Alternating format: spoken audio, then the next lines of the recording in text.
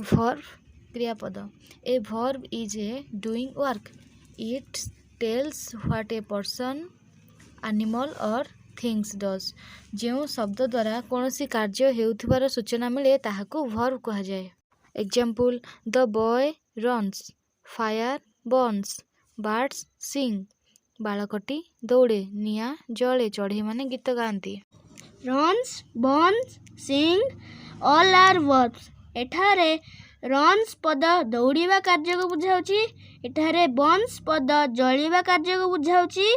एठारे sing पद गीत गाइबा कार्य को बुझाउची.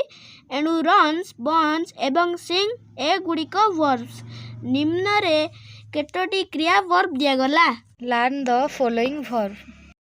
ask पचारिबा, buy किणिबा, break भांगिबा, beat पिटिबा, come आसिबा, catch धरिबा, call डाकिबा, drink पीबा, eat खाइबा, give देबा, no जानिबा, pray प्रार्थना करिबा, bath गाधेबा, bring आनिबा, bite कामुड़िबा, bark भुकिबा, cut काटिबा, cry कांदिबा, climb चढ़िबा, dance नाचिबा, go जिबा, fly उड़िबा, look चाहिबा, play खेलिबा.